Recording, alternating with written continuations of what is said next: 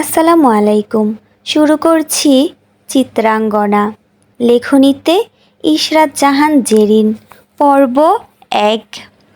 মধ্যরাতে ঘুম থেকে উঠিয়ে সপ্তদশী চিত্রার গায়ে লাল বেনারসি মুড়িয়ে দেওয়া হয়। স্বামীর বয়স ৫০ যার সঙ্গে বিয়ে ঠিক হয়েছে তিনি চিত্রার পরিচিত সহপাঠী রোকসানার পিতা। লোকের স্ত্রী মারা গেছেন আজ ২ সপ্তাহ হয়নি। চিত্রার অন্তরাত্মা ভয়ে কাঁপছে। হৃৎপিণ্ডের ধুকপুকুনির শব্দ তাকে নিমিষেই কাবু করছে। কি করবে সে এখন? সে তো সোহাগ ভাইকে ভালোবাসে। তাকে ছাড়া অন্য কাউকে বিয়ে করা লাবণ্যর পক্ষে অসম্ভব। হাতের কাছে ফোন নেই। মামি তাকে একটু আগেও একগাল কথা শুনিয়ে জলদি শাড়ি পরতে বলে গেছেন।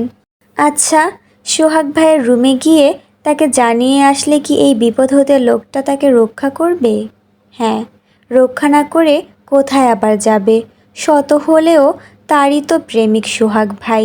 ভাবতে না ভাবতেই মামি হুড়মুড়িয়ে আবার রুমে আসেন। সঙ্গে তার বড় ছেলের বউ মারিয়াও। মুখপুরি, তুই এখনো বইসা আসত? তোর আম্মারা আইসা বুঝি তোরে তৈয়ার করব? মার্জিয়া বেগম গর্জে উঠলেন। দয়া করে এমন করো না মামি। আমি ওই লোককে বিয়ে করতে পারবো না। আমি ওই লোককে বিয়ে করব না। দয়া করো। ঘরের সব কাজ আমি আরও ভালো করে করব। তাও রহম করো মামি, রহম করো। চিত্রা মার্জিয়ার পা ধরে আর্তনাদ করে, তবে এহেন আর্তনাদ মার্জিয়ার হৃদয় ছুঁয়েছে বলে মনে হয় না। চিত্রাকে পাশ কাটিয়ে মারিয়া শাড়িটা ছুঁড়ে মারে তার মুখের ওপর। তাচ্ছিল্য স্বরে বলে, নাটক কইরা লাভ হইব না। আম্মা আপনি ওরে ধরেন, আমি শাড়ি পরাই। ভাবি, ভাবি আমি আপনার পায়ে পড়ি, আমার সঙ্গে এমন অন্যায় করবেন না। মারিয়া ধাক্কা মেরে নিজের পা সরিয়ে নেয়। আবারও বলে ওঠে, হ্যাঁ, সব অন্যায় খালি আমরা করি। আর তুমি তো দুধে ধোয়া তুলসী পাতা।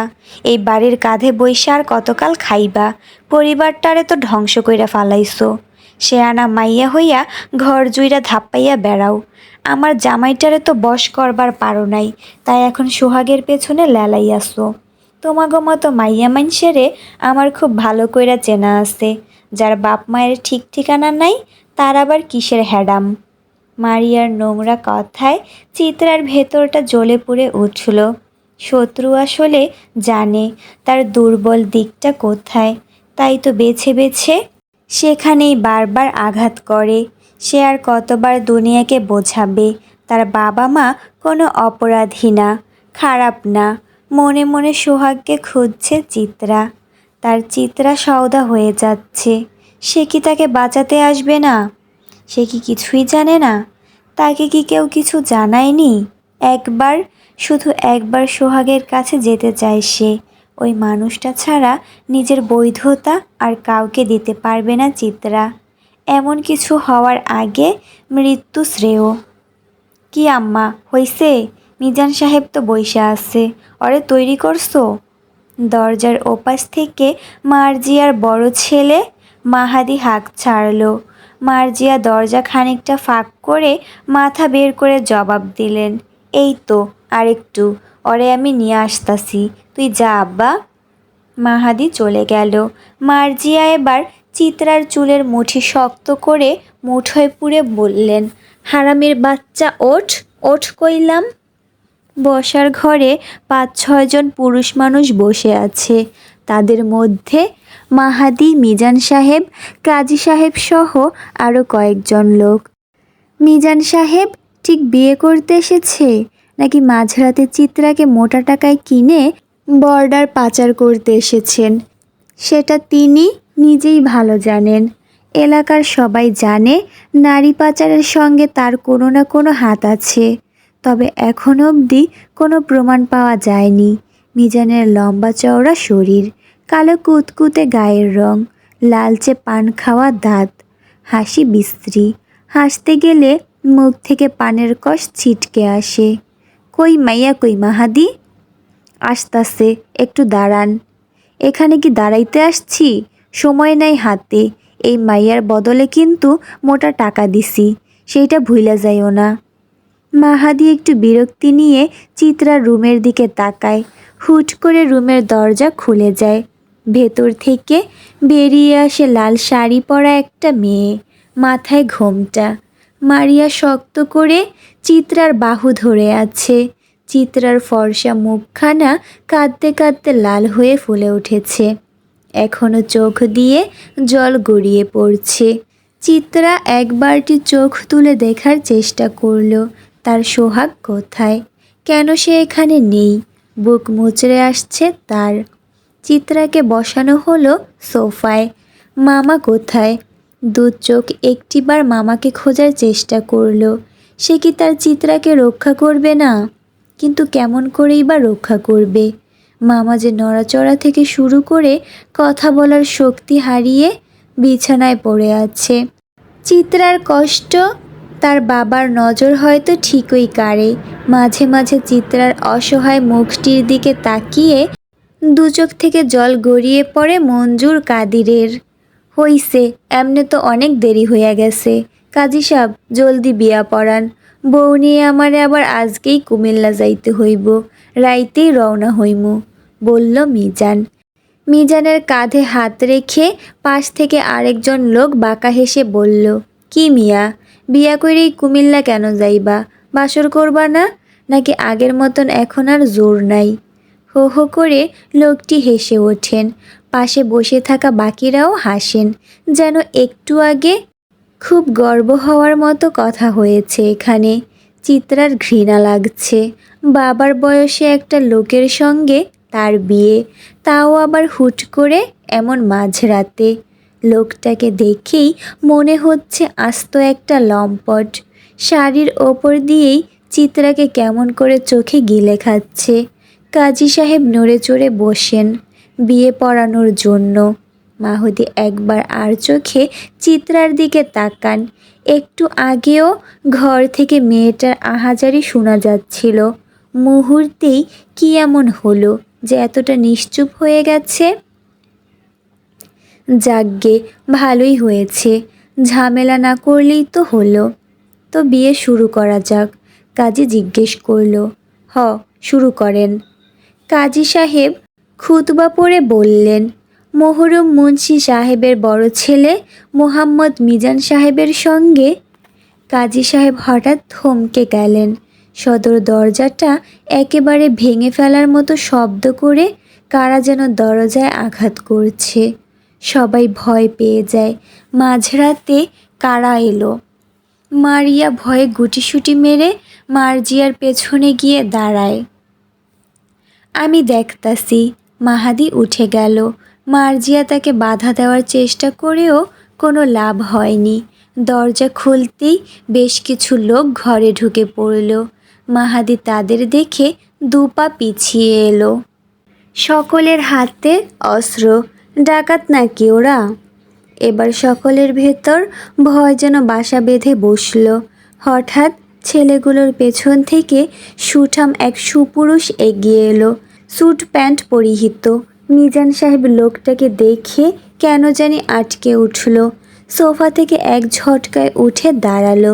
চিত্রা এখনো বুঝতে পারছে না এখানে কি হচ্ছে, তবে নতুন কোনো বিপদের যে উদয় হয়েছে তা খুব ভালো করেই বুঝতে পারছে সে। ছেলেগুলো সোফা থেকে সবাইকে সরিয়ে দিয়ে ভালো করে তা মুছে দিল। লোকটা এসে সোফায় বসে পায়ে পা তুলল। ছেলেগুলোর মধ্যকার একজন এগিয়ে এসে লোকটির শরীর থেকে স্যুট খুলে হাতে নিল। ফারাজের পাশেই দাঁড়ালো সে। লোকটি ভাবলেশহীনভাবে টেবিলের ওপর রাখা মিষ্টির প্লেট থেকে একটা মিষ্টি মুখে দিয়ে জিজ্ঞেস করলো, তো মিজান সাহেব, কচি মেয়েদেরকে যদি আপনার মতো চাচারাই বিয়ে করে ঘরে নিয়ে যায়, তবে আমাদের মতো ভাতিজাদের কি হবে? মিজান সাহেব ভয়ে কাঁপছেন, কারণ তার সামনে যে স্বয়ং ফারাজ এলাহি বসে আছেন। চেয়ারম্যানের ছোট ছেলে, তবে সে দেশে ফিরল কখন? আর এখানে তার কি কাজ? জবাব দিচ্ছেন না যে? ফারাজের কণ্ঠস্বর গম্ভীর। আপনি এখানে? কাপা গলায় প্রশ্ন করল মিজান। আমাকে প্রশ্ন করছেন? চোখ তুলল ফারাজ। না মানে, কাজী সাহেব, বিয়েটা চটজলদি পড়ান, বিয়েই তো খেতে এসেছি। মিজান সাহেবের মুখে খানিকটা হাসি ফুটল। তবে মিজান সাহেবের বিয়ে নয়, আমারটা। কাজী সাহেব, দেনমোহরটা বেঁধে তাহলে বিয়ে পড়ানো শুরু করেন। মিজান সাহেবের মুখটা ছোট হয়ে এলো। সব তার মাথার ওপর দিয়ে যাচ্ছে। বাড়ির বাকিদের অবস্থাও একই। তবে কারো সাহস হচ্ছে না লোকটার বিরুদ্ধে হুঙ্কার তুলতে। মাহাদি ইতিমধ্যে চিনতে পেরেছে কেই ফারাজ এলাহি, তাই সে আগেই চুপ হয়ে গেছে। যেখানে মিজান সাহেবের মতো লোকের খুঁটি নড়বড়ে হয়ে গিয়েছে, সেখানে তারা কোন ক্ষেতের সবজি। ফারাজ সোফায় গা এলিয়ে বসে ভয়ার্ত চিত্রার দিকে তাকিয়ে বাঁকা হাসল। বলল, জলদি করুন কাজী সাহেব, ভোর হওয়ার আগে তো আমার আবার বাসরটাও সারতে হবে। পর্ব 2। বিয়ে তো শেষ, এবার আমার বউকে আমি বাড়ি নিয়ে গেলাম। বুঝতেই তো পারছেন, এই মাঝরাতে সদ্য আমার বিয়ে হয়েছে, এখনও বাসরটা বাকি, সেটাও তো সারতে হবে। সবাই হাঁ হয়ে ফারাজের দিকে তাকিয়ে আছে। সকলের মনে হচ্ছে মাঝরাতে তাদের বাড়ির ওপর দিয়ে কোনো বড়সড় ঝড় চলে গেছে, অথচ তারা আজ পেয়েও কিচ্ছুটি করতে পারছে না। আর চিত্রা তো মোমের তৈরি পুতুলের মতো নির্বাক হয়ে পড়ে আছে। যে না সে আসছে আর তাকে গলিয়ে দিয়ে যাচ্ছে। সে পারছে না কিছু সহ্য করতে, আর না পারছে চিৎকার করে বলতে, আমি মানুষ, আমারও দুঃখ আছে, আমারও যন্ত্রণা হয়। দুনিয়ায় সে কার ওপর খানিকটা ভরসা করবে তার জানা নেই। মামিসহ গোটা পরিবারটা একটু আগেই তাকে বিক্রি করে দিচ্ছিল। দিনের বেলায় মেয়ে নিয়ে কুমিল্লা গেলে ঝামেলা হতে পারে দেখে মিজান মাঝরাত করে কাজ সারতে এসেছিলেন। কুমিল্লায় নিয়ে মিজান হয়তো চিত্রাকে কিছুদিন নিজের কাছে রাখত, তারপর তাকেও চোরাপথে দুবাই কিংবা অন্য কোনো দেশে পাচার করে দিত।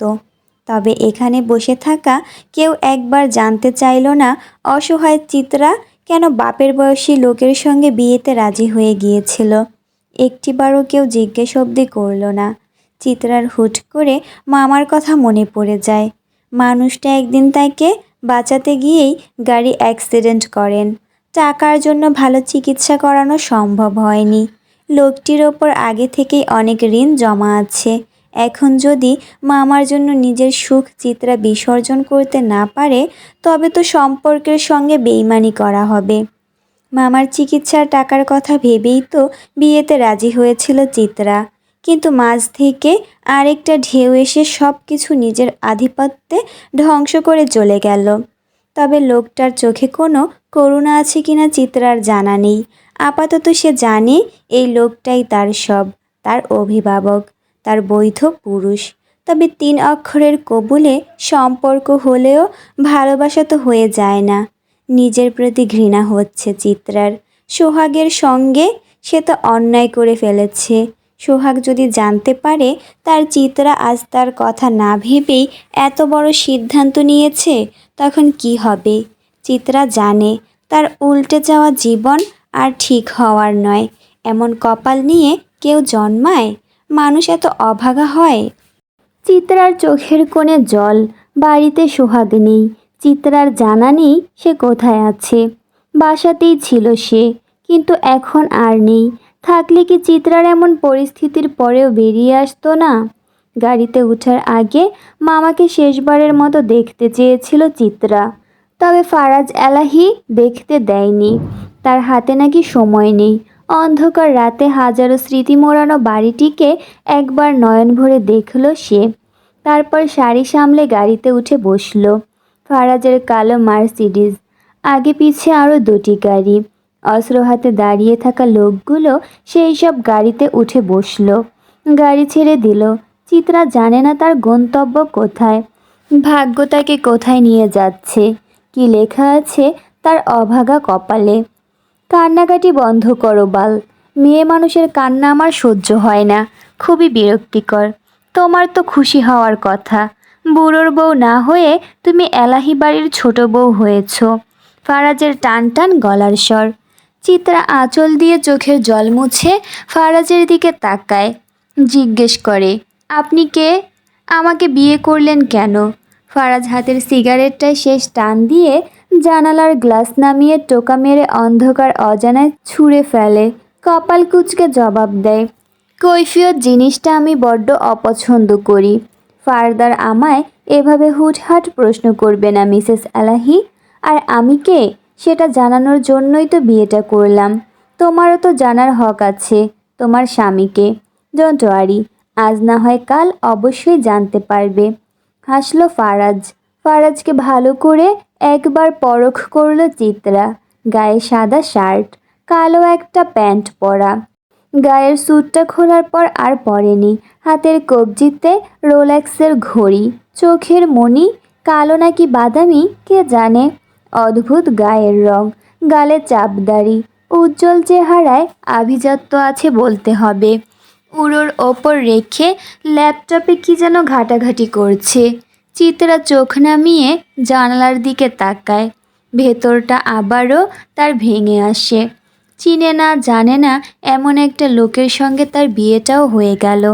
আবার কবে এই বাড়িতে আসবো? মামার সঙ্গে এখনো দেখা করতে পারিনি। ফারাজ এক ঝটকায় ল্যাপটপ বন্ধ করে চিত্রার দিকে তাকায়। এই বাড়ি? এখনো তো এলাহি বাড়ি গেলেই না, এরই মাঝে এই বাড়ি আসার নাম নিচ্ছ? ভুলে যাও। ভুলে যাব? ফারাজ এগিয়ে এসে চিত্রার গালে হাত বুলিয়ে থুতনি চেপে ধরে। হ্যাঁ, এই বাড়ির নাম, ঠিকানা, সব স্মৃতি ব্রেনের স্টোরেজ থেকে পার্মানেন্ট ডিলিট মারো। তা না হলে তোমার ব্রেনটাকে আমি রিসেট মারলে কিন্তু নিজের নামটাও ভুলে যাবে। মিসেস চিত্রাঙ্গনা চিত্রা এলাহি। এলাহি চিত্রাকে ছেড়ে দিয়ে গাড়িতে রাখা মদের বোতলের কর্কটা খুলে গটগট করে মদ গিলে। মুহূর্তেই গাড়িটা বিশ্রী গন্ধে লেপ্টে যায়। ভয়ে কেঁপে ওঠে চিত্রার শরীর। লোকটার গলার স্বর গম্ভীর হলেও কেমন যেন বিষ মিশে আছে সেখানটায়। ভয় করছে চিত্রার, খুব ভয় করছে।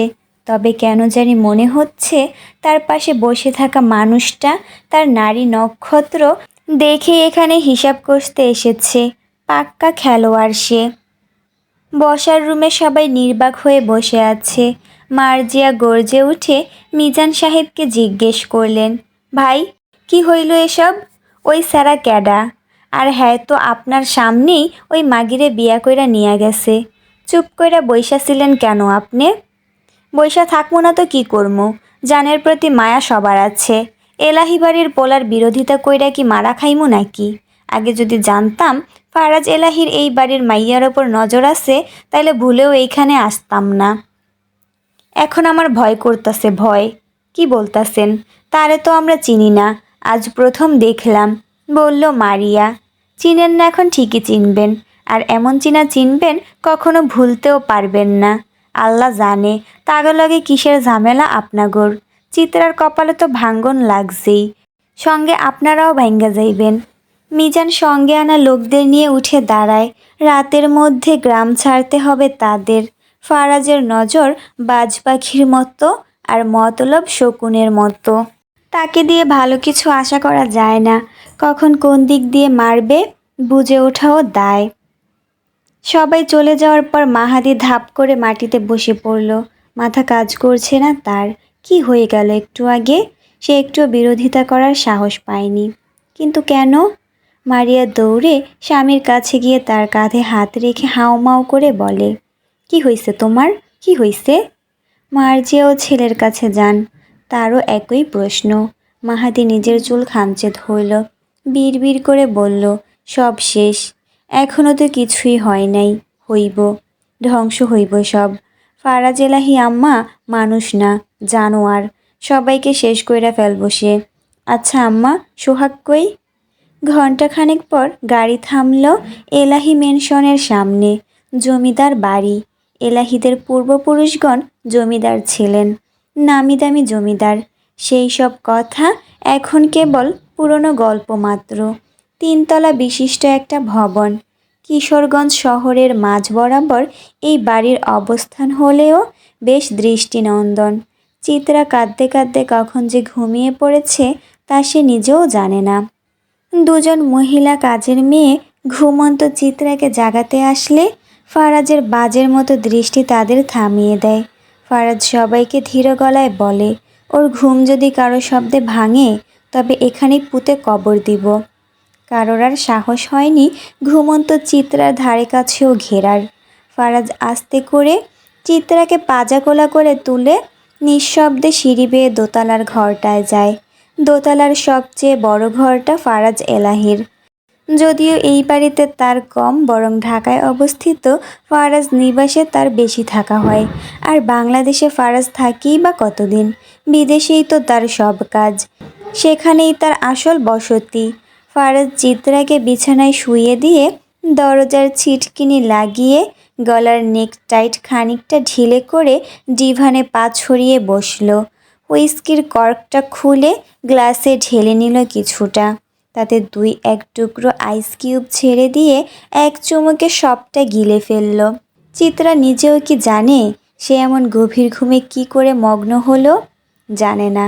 আর ফারাজ তাকে না জানালে সে জানতেও পারবে না যে গাড়িতে ফারাজ তাকে যে পানির বোতলটা দিয়েছিল তাতে স্লিপিং ড্রাগস মিশ্রিত ছিল, তবে সামান্য একটুখানি। ক্লান্ত শরীর ছিল বলে ড্রাগস চিত্রাকে ভালোই জব্দ করেছে। ফারাজের চোখ চিত্রার ধপধপে ফর্সা পেটের দিকে যায়। শাড়িটা সরে যাওয়াতে পেট দেখা যাচ্ছে।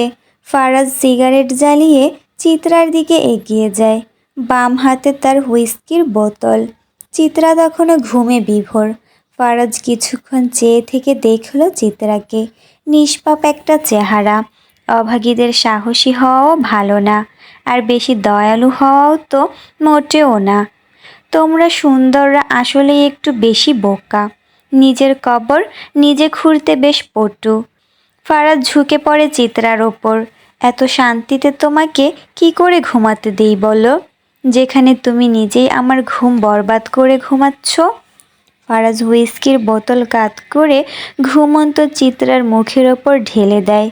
ঘুমন্ত চিত্রা ধরফরিয়ে জেগে ওঠে, মুখ বুক সব ভিজে গেছে। ওপস, সরি ডার্লিং, গ্লাস ভেবে তোমার মুখে ঢেলে দিয়েছি। I mean whisky. শাড়িটা খুলে ফেলো। আমিই খুলতাম, তবে খোলার থেকে দেখার মজা বেশি। চিত্রার ঘুম এক নিমিষেই হাওয়া। কাশতে কাশতে জীবন শেষ। কি বাজে গন্ধ, উটকো একটা বাজে গন্ধ। চিত্রা আবারও কান্না করে উঠল। আমাকে ছেড়ে দিন, দয়া করে আমাকে ছাড়ুন, আমি চিরকৃতজ্ঞ হয়ে থাকব। ও মা, বউ আমার এসব কি বলে? আমি তো তোমাকে এখনো ধরলামই না। আর ধরলে তো টিকতে পারবে না সোনা। আর কৃতজ্ঞতার কথা বলছো? ফারাজ এলাহিরও সব ছোটোলোকি জিনিসের ওপর কোনো ইন্টারেস্ট নেই। ওসব তোমার কাছেই রাখো। I don't need all this, I just want you. Faraz নেক টাইটটা খুলে শার্টের বোতামে হাত দেয়। চিত্রার দিকে যতটা ঝুঁকা যায় ঠিক ততটা ঝুঁকে। চিত্রার ভয় করছে, কে বাঁচাবে তাকে? এই লোককে শরীর ছোঁয়ার অধিকার কিছুতেই দিতে পারবে না চিত্রা। মনে মনে একবার সোহাগ বলে চিৎকার করে সে, দয়া করুন প্লিজ। ওই একটা জিনিসই আমি করতে জানি না, দয়া my foot. I fucking hate this. Come baby. তোমার কান্নার পরিমাণটা আমি আরেকটু বাড়িয়ে দিই। পুরো এলাহি বাড়ি যেন তোমার কান্নার শব্দে আঁতকে উঠে বলে, ছেড়ে দেন স্যার, মরে যাবে আপনার বউ।